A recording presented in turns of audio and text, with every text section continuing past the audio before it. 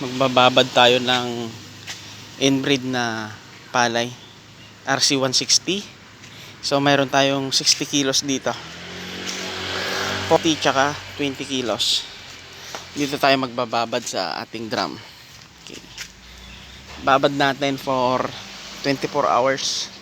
So ganito bukas aunin natin.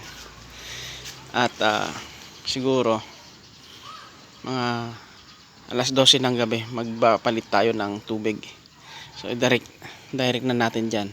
So gawin natin 3 sako.